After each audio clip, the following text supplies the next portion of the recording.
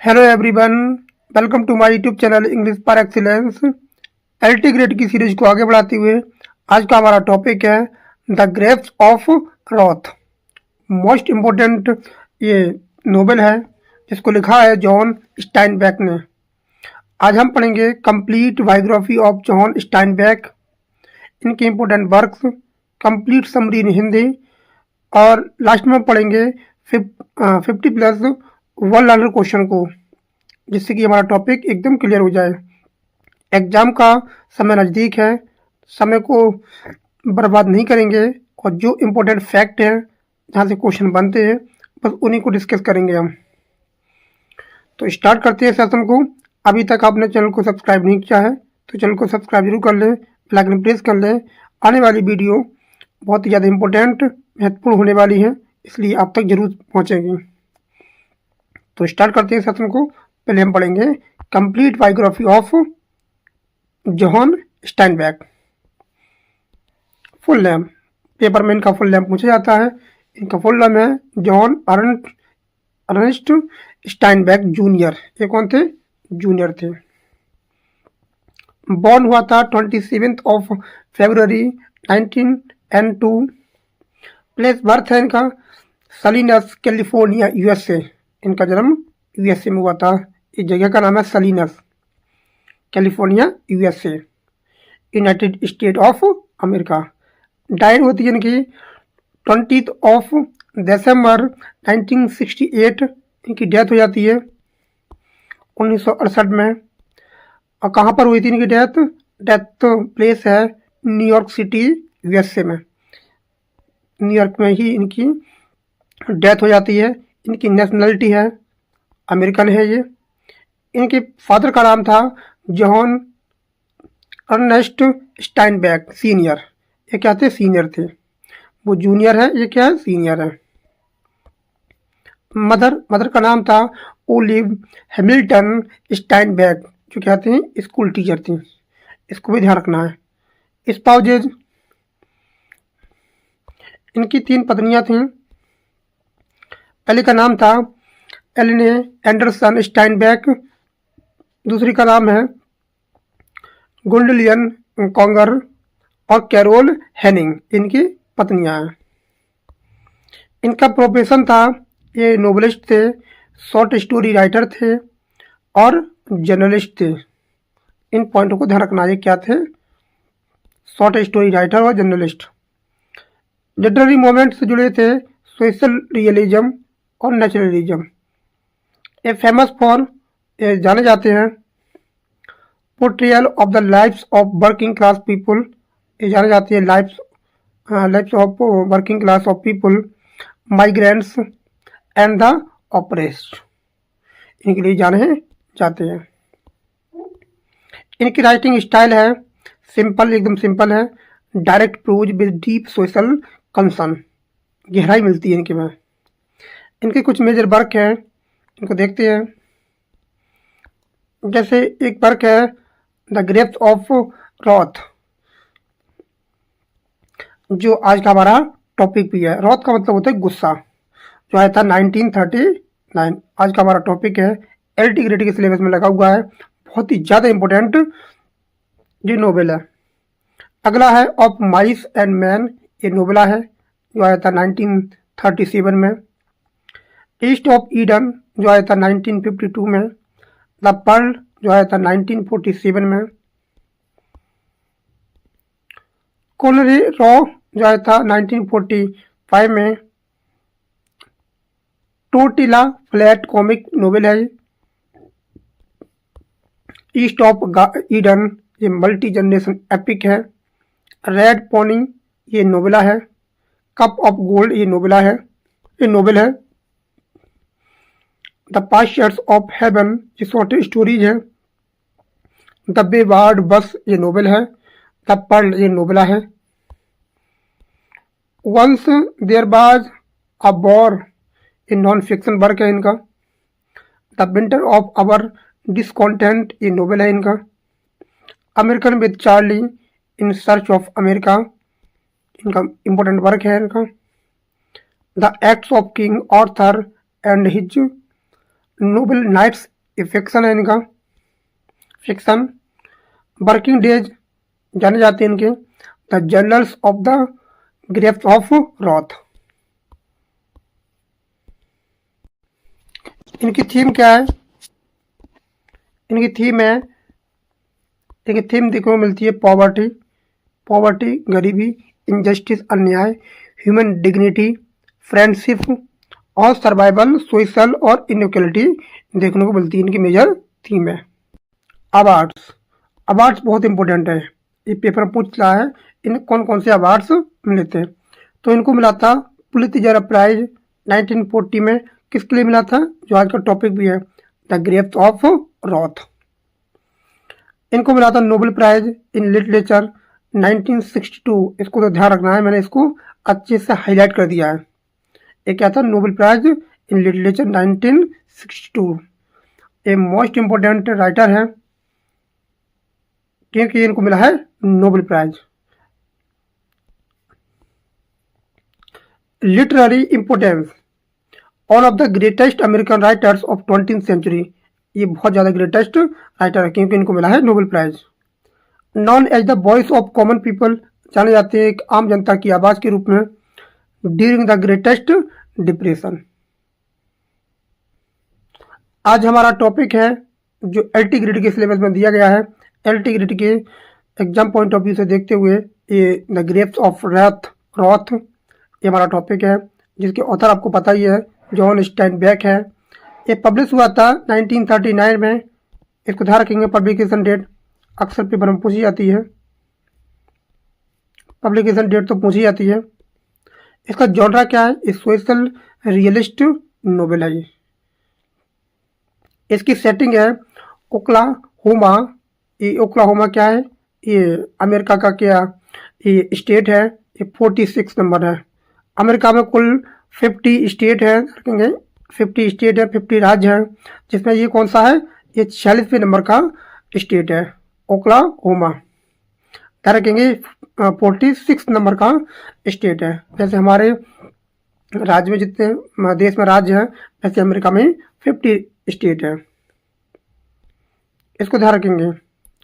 ये जाना जाता है डस्ट बाउल, ओक्लाहोमा जाना जाता है डस्ट बाउल। एंड कैलिफोर्निया, इसकी सेटिंग ओक्लाहोमा में भी है, जो अमेरिका का एक राज्य है, जिसका नंबर कितना? 46 है। ड्यूरिंग द ग्रेट डिप्रेशन, इन्होंने मेन फोकस किया है, वो किया है the suffering and struggle of migrant farmer. जो फार्मर हैं, जो माइग्रेंट हो गए हैं, जो अपने देश को छोड़कर दूसरी जगह जाते हैं, उस पर ये फोकस करते हैं। अब force to leave their land, और उनको फोर्स किया गया है, उनको फोर्स किया गया है अपनी ज़मीन को छोड़ने के लिए, ड्यू टू ड्राउट, का के कारण सूखा आ गया है, गरीबी आ गई है, and bank of force closures हो गया है, कि सब कुछ बंद हो चुका है। इसमें जो एक फैमिली है, सेंट्रल फैमिली, वो है जॉर्ज फैमिली। ये बहुत इंपॉर्टेंट करेक्टर है इसमें, जॉर्ज फैमिली काफ़ी बड़ा परिवार है जॉर्ज फैमिली। जो टेनेंट फार्मर है, ये किसान है, जो driven from Oklahoma to California, जो कहाँ से जा रहे हैं? ओक्लाहोमा से जा रहे हैं कैलिफोर्निया के लिए। उम्मीद करके जाते हैं कि हमारे देश में गरीबी आ चुकी है, सूखा पड़ चुका है, खाने को कुछ नहीं है, शायद कैलिफोर्निया में हमें काम मिल जाए। कैलिफोर्निया के लिए रवाना होते हैं ये, और ये पूछ लेता है ये कहाँ से कहाँ के लिए गए थे।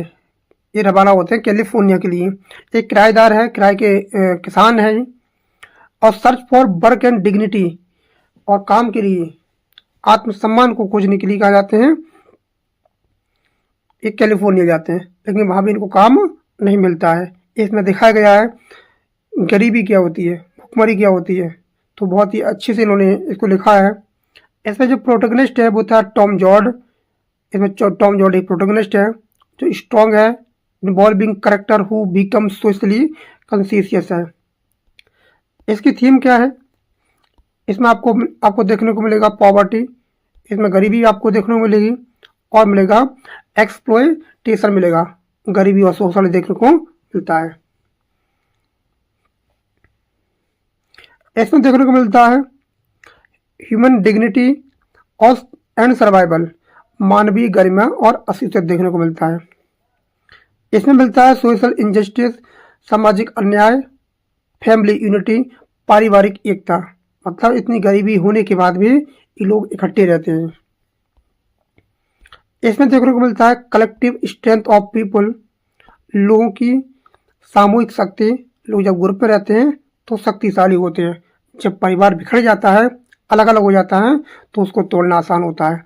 जैसे मान लो एक गट्ठर होता है, लकड़ी का एक गट्ठर होता है, बहुत सारी लकड़ियाँ होती हैं, उसको बंधा होता है रस्सी से, तो उसको तोड़ना बहुत कठिन होता है।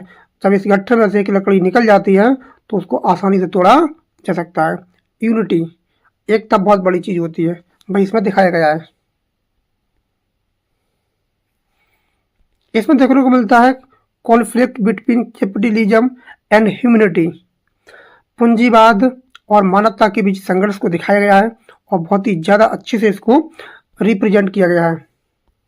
इसका जो टाइटल है, टाइटल जो है सिग्निफाई करता है, मैंने आगे में लिया भी है, टाइटल लिया गया है the battle of him of the Republic, जिस सिम्बलाइज करता है एंगर, इसका मतलब होता है गुस्सा, suffering, rising resistance of oppressed.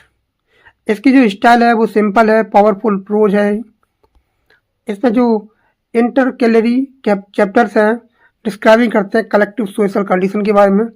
इसमें जो मैसेज दिया गया है वो मैसेज है individual survival lies in unity and collective action.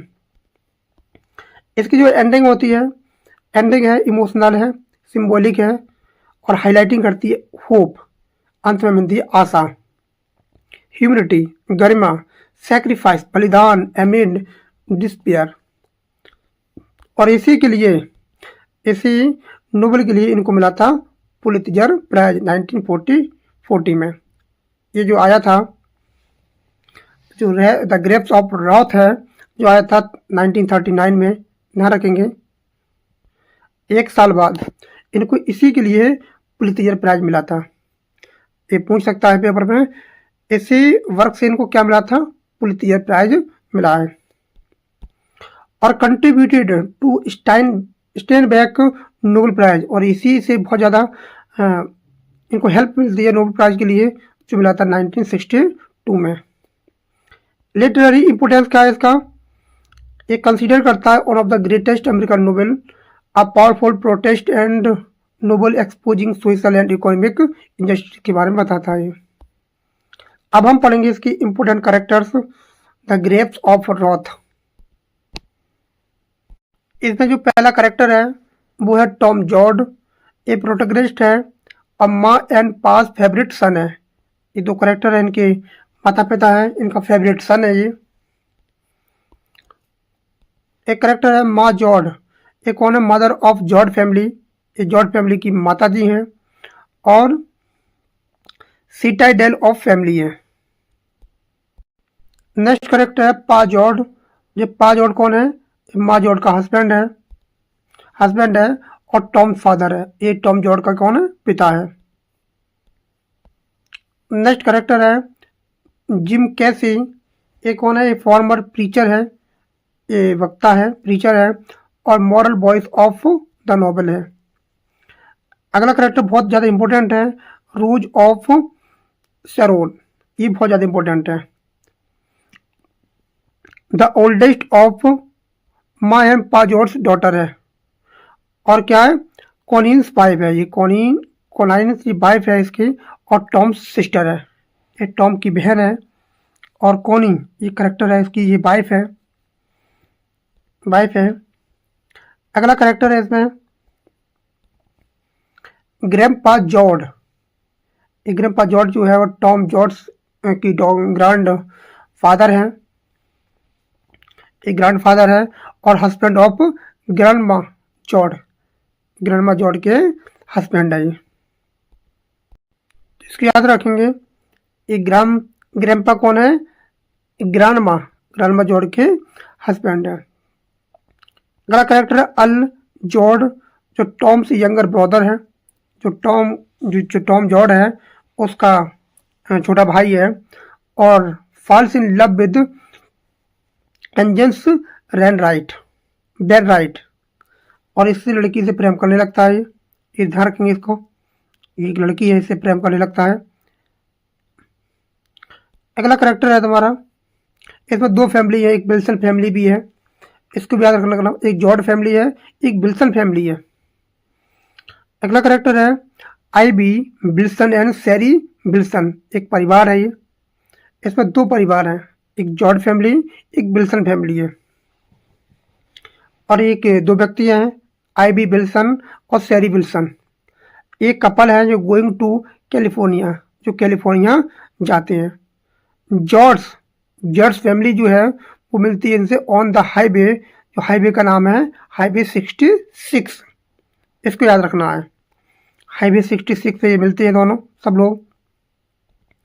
Connie Connie जो है वो husband of rose of Charon है, इसका पति है, उसका पति है और अनरियलिस्टिक ड्रीमर है ये। अगला करेक्टर है नोआ जोर्ड, ये टॉम्स ओल्डर ब्रदर है, ये टॉम का ओल्डर ब्रदर है और slightly deformed, thinks his parents do not love him. और इसके मन में ये चलता रहता है कि इसके जो माता पिता हैं, इनका नाम है माँ जोर्ड और पा जोर्ड, इसे प्रेम नहीं करते हैं। अगला करेक्टर है अंकल जॉन। अंकल जॉन है जो टॉम्स के अंकल हैं, जो टॉम के अंकल हैं घर के, जो रिफ्यूजेड टू ब्रिंग अ डॉक्टर और never forgives himself for the death of his wife, और अपनी पत्नी की मृत्यु को कभी भुला नहीं पाते हैं। अगला करेक्टर है Ruthie Joad, the second and younger brother जॉर्ज डॉटर है, जो द सेकेंड एंड यंगर जॉर्ज डॉटर है। अगला करेक्टर है इसमें विनफील्ड जॉर्ड। विनफील्ड जॉर्ड कौन है? The youngest of the George children है, यंगेस्ट ऑफ जॉर्ज चिल्ड्रन है। नेक्स्ट करेक्टर है इसमें फ्लॉयड नोल्स। ये फ्लॉयड नोल्स कौन है? ये माइग्रेंट है, worker who inspires Tom and कैसी to work for labour organisation, ये इंस्पायर करते हैं। एक करेक्टर है म्यूली grapes, A neighbour of George George family की ये पड़ोसी है। अगला करेक्टर है तुम्हारा इग्नेस बेनराइट, ये वही लड़की है जिससे उसका जो छोटा भाई वो प्रेम करता है। Engage to Al the daughter of the couple who share the George box car, जो तुम्हारा अल जॉर्ज है उसे क्या करता है? प्रेम करता है एंजेंस रेन बेनराइट से। The grapes of wrath John Steinbeck की लेखनी से निकला वो एक प्रसिद्ध उपन्यास है। ये उपन्यास एक प्रकार का महाकाव्य है। ये क्या है? एक प्रकार का महाकाव्य है जो सामाजिक टिप्पणी की कगार पर खड़े यथार्थवादी कथा साहित्य रियलिस्टिक फिक्शन को प्रेजेंट करता है। ये पहली बार 14 अप्रैल 1939 को प्रकाशित हुआ था। इसकी प्रकाशन डेट को ध्यान रखेंगे। इस उपन्यास का कथा वाचक एक अज्ञात व्यक्ति है, एनोनिमस है, इसको याद रखना है। एक एनोनिमस है जिसमें ऐतिहासिक चेतना की झलक मिलती है। एक कथावाचक गरीबों और वंचितों की स्थिति से भली भांति परिचित है। एक ऐसा व्यक्ति है जिस घटना को बताता है उसे अच्छे से बताया कि गरीबों और वंचितों की स्थिति क्या होती है। और जोर्ड फैमिली है कि कहानी को सर्वज्ञ दृष्टिकोण मतलब ओमनिसिएंट पॉइंट ऑफ व्यू से प्रेजेंट करता है। इस पॉइंट को ध्यान रखेंगे, ओमनिसिएंट पॉइंट ऑफ व्यू। उपन्यास की पृष्ठभूमि 1930 के दशक के उत्तरार्ध की ग्रेट डिप्रेशन महामंदी का काल था। ये 1930 की घटना के बारे में बताता है। इस कथा में ओक्लाहोमा एक जगह का नाम है बताया था। ये 46 नंबर का क्या है? स्टेट है अमेरिका में टोटल 50 स्टेट है, उसमें से 46 नंबर का स्टेट है। कैलिफोर्निया तथा उनके बीच की कुछ स्थानों में घटित होती है। ये कहानियाँ कहाँ होती हैं? ओक्लाहोमा, कैलिफोर्निया और उनके बीच कुछ स्थान पर घटित होती हैं। एक कहानी 1930 के दशक के भयंकर सूखे ड्राउट की पेपर में इसलिए पूछ लेता है। ड्राउट विनाशकारी प्रभावों को दर्शाता है जिसने किसानों को कैलिफोर्निया की ओर पलायन करने के लिए विवश कर दिया है। जो लोग कहाँ रहते हैं? ओक्लाहोमा में रहते हैं। वो कहाँ जा रहे हैं? पेट पालने के लिए कैलिफोर्निया के लिए जा रहे हैं। इस उपन्यास में मनुष्य द्वारा मनुष्य के प्रति अमानवीयता, इस उपन्यास में बताया गया है कि मनुष्य द्वारा मनुष्य के प्रति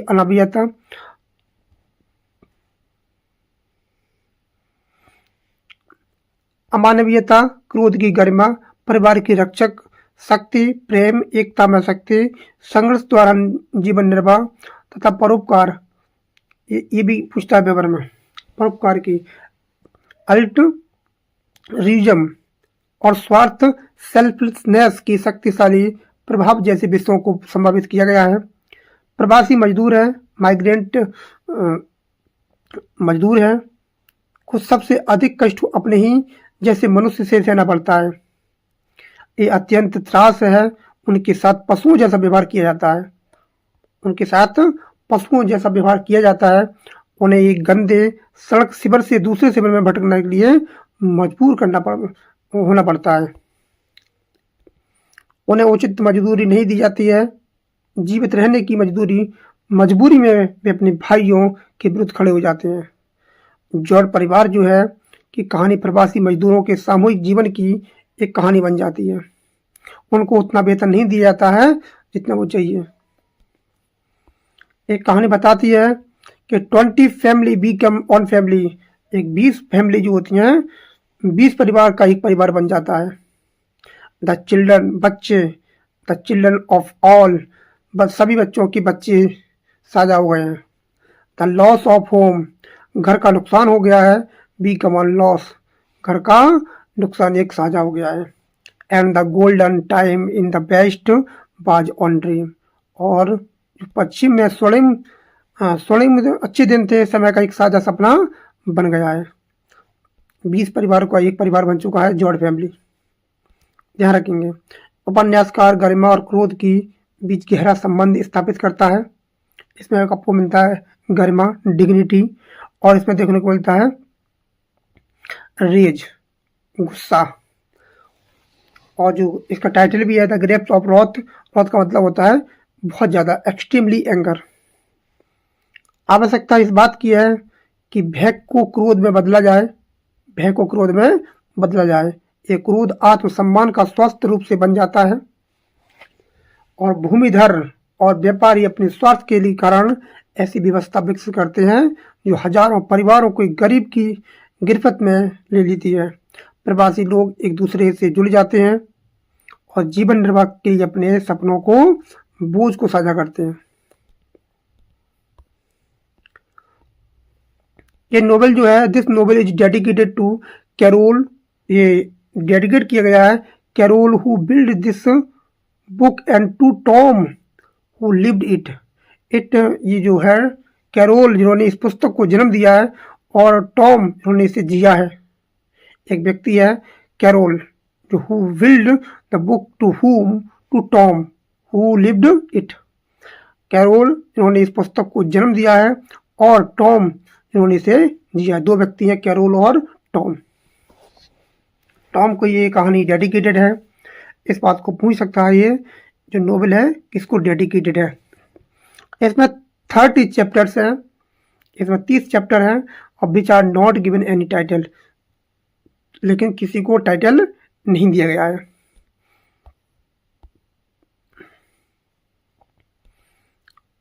द ग्रेप्स ऑफ रथ जो शीर्षक है इसका जूलिया हाउ के गीत से लिया गया है। याद रखेंगे इसका जो टाइटल है वो जूलिया हाउ के जो the battle of him of the Republic, जो मैंने बताया भी था ऊपर, the battle of him of the Republic से लिया गया है इसका टाइटल, जिसका लाइन कौन से ली गई है?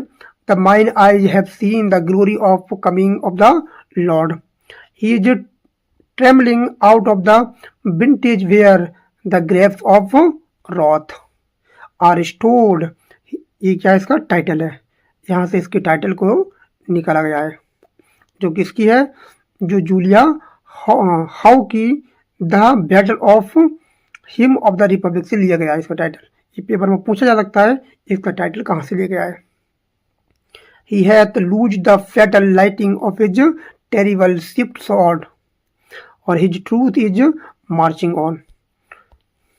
कह रहा है कि मेरी आंखों ने प्रभु के आगमन की गई महिमा देखी है, मेरी आंखों ने प्रभु के आगमन की महिमा देखी है, उस अंगूर की फसल को रौंद रहा है जहाँ क्रोध के अंगूर संचित हैं। उसने अपनी भयानक तीव्र तलवार की घातक बिजली को मुक्त कर दिया है और उसकी सच्चाई आगे बढ़ रही है। तो क्रोध के अंगूर, द ग्रेप्स ऑफ रॉथ, यहाँ से टाइटल को निकाला गया है। ये पेपर में पूछा जा सकता है। ये टाइटल जो दिया है वो जूलिया हाउ के गीत से दिया गया है, जिसका नाम था the Battle Hymn of the Republic. ये गीत संसार में न्याय स्थापित करने के लिए ईश्वर से की गई प्रार्थना है के रूप में देखा जाता है। क्रोध के अंगूर वाक्यांश में बाइबल स्वर निहित हैं। इसमें आपको बाइबल जो बाइबल है, बाइबल टोन में देखने को मिलती है, जिसका उल्लेख बुक ऑफ रिवेलेशन से मिलता है। कहता है कि कहाँ से मिलता है इसका title, so the angel swung his sickle to the earth and gathered the clusters from the vine of the earth and threw them into the great wine press of wrath of God। इसका मतलब है कि तब स्वर्गदूत ने अपनी तराती पृथ्वी पर चलाई और पृथ्वी की बेल से गुच्छे इकट्ठा किए और उन्हें ईश्वर के क्रोध से कि महान मदरा यंत्र में डाल दिया। इसका क्या है, जो बाइबल की टोन है। ये उपन्यास बहुत सरल है, सहज है, बोलचाल की भाषा में लिखा गया है। ये मजदूर वर्ग के पाठकों का प्रिय पठन बना है, किंतु व्यापारिक और सरकारी अधिकारियों ने इसे कम्युनिस्ट प्रचार कहकर रिजेक्ट कर दिया है। उपन्यास ने अमेरिकी व्यक्तिवाद को चुनौती देते हुए समुदाय के व्यापक हित का समर्थन किया है। इसने रूढ़िवादियों को इतना आक्रोशित किया है कि उन्होंने इस देश भर में जला दिया। अब हम पढ़ेंगे the story of the grapes of wrath. इसकी स्टोरी को पढ़ेंगे हम, इसकी कंप्लीट स्टोरी को पढ़ेंगे। टॉम जॉर्ड जो ओक्लाहोमा राज्य की मैकएलिस्टर एस्ट पेनिटेंटरी से पैरोल पर रिहा हुआ है। एक जगह का नाम है ओक्लाहोमा राज्य है, जो अमेरिका का 46 नंबर का स्टेट है। 50 आउट ऑफ 50 स्टेट में से 46 नंबर का ये स्टेट है। एक जगह है जिसका नाम है मैकएलिस्टर स्टेट पेनिटेंटरी से पैरोल पर रिहा हुआ है। कौन? टॉम जॉर्ड। टॉम जॉर्ड है एक व्यक्ति के फावड़े से हत्या कर देता है, उसी केस में ये जेल में चला जाता है। मैकएलिस्टर स्टेट पेनिटेंटरी से पैरोल पर रिहा किया जाता है। उसने एक व्यक्ति को फावड़े से मार डालने के अपराध में 4 वर्ष की सजा काटी थी। ये ध्यान रखेंगे कितने साल की, 4 ईयर्स। इसको हाईलाइट कर लो, 4 ईयर्स।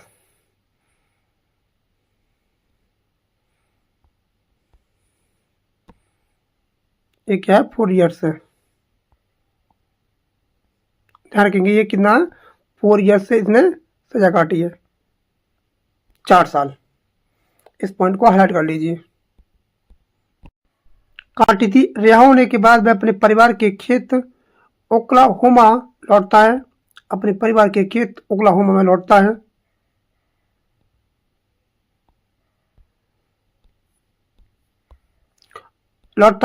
तो रास्ते में उसकी मुलाकात जिम कैसी नाम के व्यक्ति से हो जाती है। जिम कैसी कौन है? एक फॉर्मर प्रीचर है। रखेंगे कौन है? प्रीचर है से होती है, जो क्या कहता है, रेवरेंड जिम कैसी का एक उपदेश कर रहा है। एक उपदेशक है ये, जिसने अब उपदेश देना छोड़ दिया है और वह विश्वास करता है कि सारा जीवन पवित्र है। वह लोगों के बीच समानता का समर्थन करता रहता है। जिम और टॉम देखते हैं जिम और टॉम देखते हैं कि खेत वीरान पड़े हैं। मिली ग्रेप्स जो टॉम का पुराना पड़ोसी है, उन्होंने बताता है कि अधिकतर परिवार काम की तलाश में कैलिफोर्निया चले गए हैं। ये बताता है कि काम की तलाश में कहाँ चले गए हैं? अमेरिका और कैलिफोर्निया चले गए हैं। ये पेपर में पूछा गया पॉइंट है कि वो ओक्लाहोमा से कहाँ जाते हैं? कैलिफोर्निया जाते हैं। ये पॉइंट पूछा हुआ, ध्यान रखेंगे। जॉर्ज परिवार इस समय अंकल जॉर्ज के घर पर ठहरा हुआ है। अंकल कौन है? जॉर्ज है, जो उसका परिवार के अंकल हैं, टॉम का अंकल है। और टॉम और जिम वहां पहुंचते हैं। जो जिम कौन है? प्रीचर है, ध्यान रखेंगे, प्रीचर है। जिम कैसी एक प्रीचर है और टॉम जो प्रोटैगनिस्ट है इसका। और वो देखते हैं कि माँ जॉर्ज और पा जॉर्ज कैलिफोर्निया जाने की तैयारी कर रहे हैं ताकि उनका जीवन फिर से पटरी पर आ सके। कैलिफोर्निया की यात्रा बहुत लंबी कठिन होती है। ग्रैंपा जॉर्ज अपनी जमीन छोड़ना नहीं चाहता है और यात्रा के दौरान उसकी मृत्यु हो जाती है। यात्रा करते हैं कैलिफोर्निया के लिए और उनकी रास्ते में मृत्यु हो जाती है और पुराने सामान से लदे ट्रक, कारें, गाड़ियां हाईवे 66 को जाम कर देती हैं। और यहाँ पर एक परिवार और मिलता है, विल्सन परिवार। ये हाईवे का नाम है 46, जाम कर देती हैं। ऐसा लगता है मानो पूरा देश कैलिफोर्निया नामक वादा की हुई भूमि की ओर बढ़ रहा हो। सब लोग काम की तलाश में कैलिफोर्निया के लिए रवाना होते हैं। रास्ते में जॉर्ज परिवार की मुलाकात आईबी विल्सन और सैरी विल्सन से होती है। ये क्या है? विल्सन परिवार है से होती है। ये छोटा परिवार है, जॉर्ज परिवार बहुत बड़ा परिवार है। उनकी गाड़ी खराब हो जाती है और सैरी विल्सन कैलिफोर्निया की सीमा के पास इतनी बीमार पड़ जाती है कि यात्रा जारी नहीं रख पाती है। कैलिफोर्निया पहुंचने पर हालात अच्छे नहीं होते हैं। ग्रैंडमा जॉर्ज है की मृत्यु हो जाती है। जो ग्रैंडपा था वो पहले ही मर चुका था और ग्रैंडमा भी खत्म हो जाती है।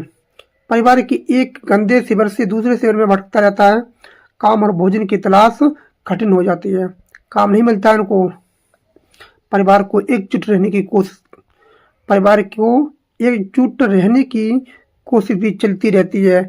सबसे पहले नोआ जॉर्ज जो परिवार का बड़ा बेटा है, करकेंगे सबसे बड़ा बेटा है, परिवार छोड़ देता है। और रोज ऑफ शेरोन का पति कॉनी जो एक अवास्तविक स्वप्न दृष्टा है, उसे गर्भवती अवस्था में छोड़कर चला जाता है। और कॉनी भी अपनी बीवी को रोज ऑफ शेरोन को छोड़कर चला जाता है। उसकी उसकी बीवी कौन है? रोज ऑफ शेरोन है। कॉनी की बीवी कौन है? रोज ऑफ शेरोन है। और रोज ऑफ शेरोन कौन है? ये टॉम जॉर्ज की बहन है। ये टॉम जॉर्ज की बहन होती है जो गर्भवती होती है। गर्भवती अवस्था में इसको छोड़कर चला जाता है।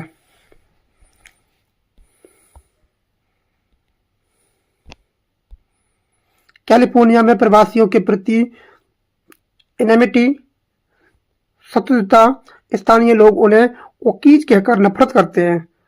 बाकी जो लोग होते हैं कैलिफोर्निया के, जो ओक्लाहोमा के लोग हैं, उनसे ओकीज कहकर नफरत करते हैं। और काम कम है और मजदूरी इतनी कम है कि भोजन भी पूरा नहीं हो पाता है। काम उनको बहुत कम मिलता है और मजदूरी भी ना के बराबर मिलती है। जमींदारों को मजदूरों के विद्रोह का डर रहता है, इसलिए वे उन्हें गरीब और आश्रित बनाए रखते हैं।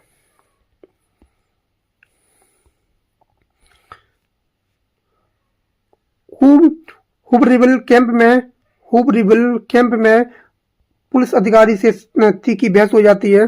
टॉम की, किसकी? टॉम की पुलिस अधिकारी से तीखी बहस हो जाती है। जगह का नाम है। वह मजदूर संघ बनाने के बारे में सोचता है।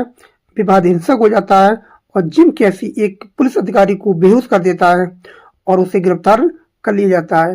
पुलिस शिविर को जलाने की धमकी देती है। जो पुलिस है उस शिविर को जहाँ लोग ठहरे हुए हैं, जो जॉर्ज फैमिली ठहरी हुई है, उसको जलाने की धमकी देती है। बाद में जॉर्ज परिवार एक गवर्नमेंट कैंप में जाता है और अपेक्षाकृत बेहतर होता है। जितना उम्मीद की थी वो अच्छा है। यहाँ टॉम पुलिस द्वारा कराए जाने वाले दंगे को रोक देता है, लेकिन काम की जरूरत बनी रहती है। उन्हें फल तोड़ने का काम मिलता है, पर पता चलता है कि ये काम उन्हें मजदूरों की हड़ताल तोड़ने के लिए दिया गया है। जिम कैसी जेल से छूटकर मजदूरों को संघर्ष करने आ जाता है और ये वापस आ चुका है। पुलिस उसे खोजती है और टॉम की आंखों के सामने उसकी हत्या कर देती है। इसकी भी हत्या हो जाती है। गुस्से में आकर टॉम जॉर्ज एक पुलिस अधिकारी को मार देता है। जिम कैसी की हत्या की जाती है और उसके बाद टॉम जॉर्ज भी एक पुलिस अधिकारी को मार देता है। टॉम छिप जाता है। परिवार कपास के खेत को एक बॉक्स कार में रहने लगता है। खेतों में एक कार होती है, बॉक्स कार कपास के खेतों में रहने लगता है। छोटी बेटी रूथी जॉयड, एक बेटी है रूथी जॉर्ज, अनजाने में बता देती है कि उसके भाई ने 2 लोगों को मार डाला है।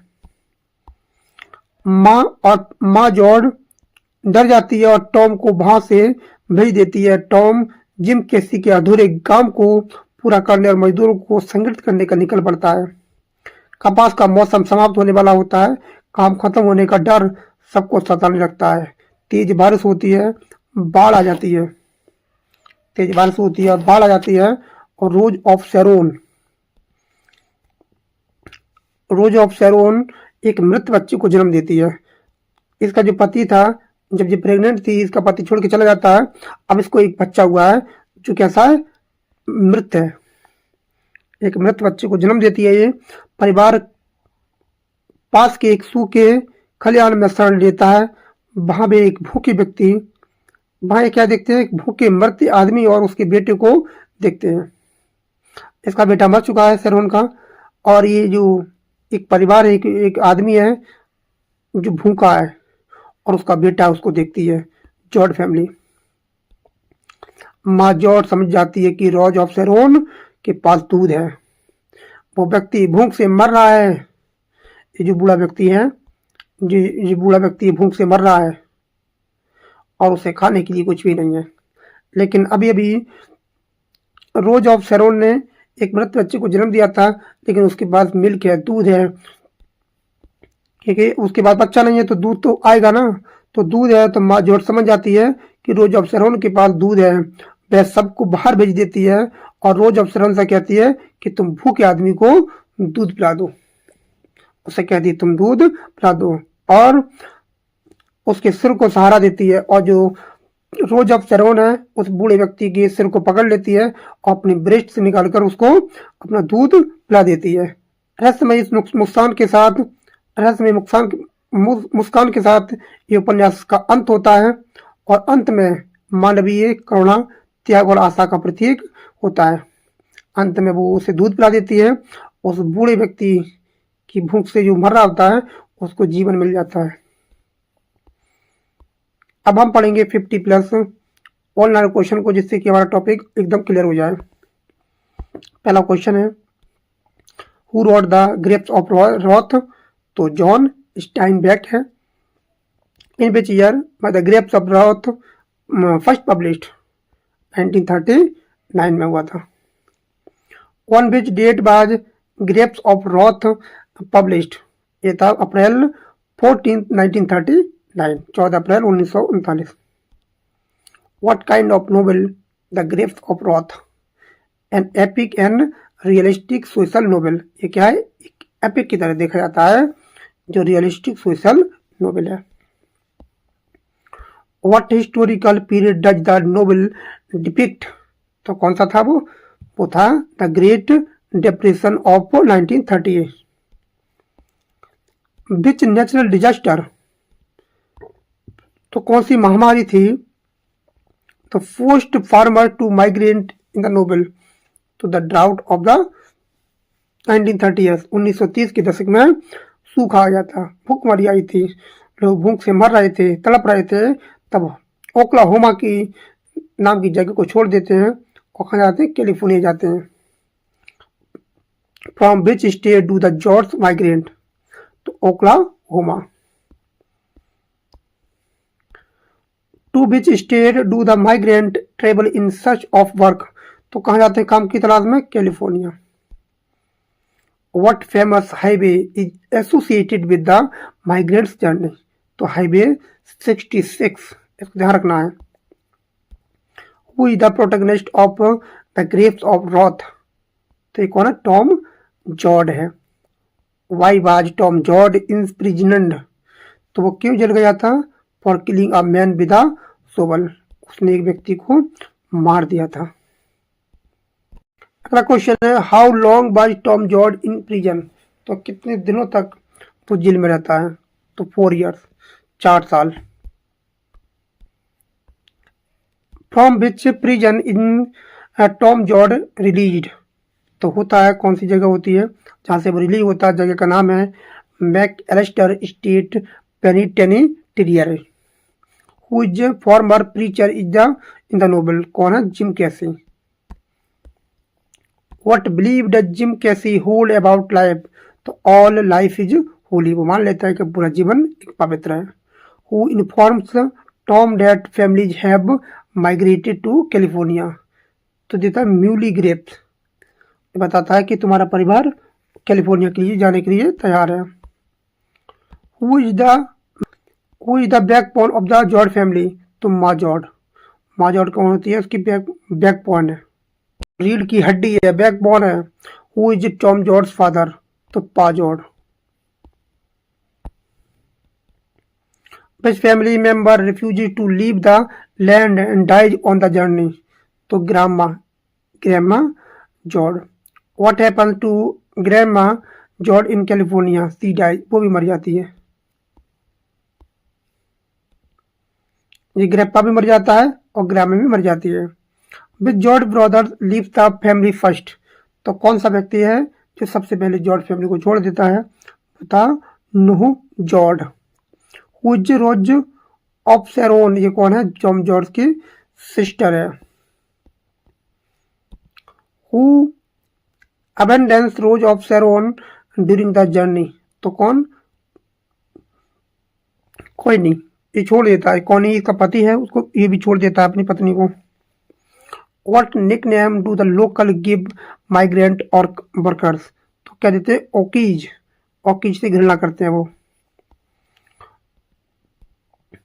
Why are migrants paid very low wages, तो उन्हें इतनी कम मजदूरी क्यों मिलती है, to keep them poor and dependent, वो गरीब रहें और हम पर आश्रित रहें, वो आश्रित रहें। What camp threatens to be burned by police, तो कौन सा कैंप होता है जिसको पुलिस के द्वारा जला दिया जाता है, धमकी दी जाती है, तो हुबर बाइल camp. Who knocks out to deputy sheriff to हुबर बाइले, तो Jim Casy. What type of camp provide dignity and order to migrant, तो गवर्नमेंट रन अ कैंप, यहाँ पर इनको आत्मसम्मान मिलता है। Why do the Joads leave the government camp, तो ये क्यों छोड़ देते हैं, क्योंकि लैक ऑफ परमानेंट वर्क, यहाँ भी इनको परमानेंट काम नहीं मिलता है, इसलिए इस कैंप को भी छोड़ देते हैं। नेक्स्ट है, भाई is fruit picking work offer to migrants to break workers strike. Who organized the laborers after being released from jail, Jim Casy. Jim Casy छूटता है जेल से तो लोगों को इकट्ठा करता है, एक संगठन बनाता है।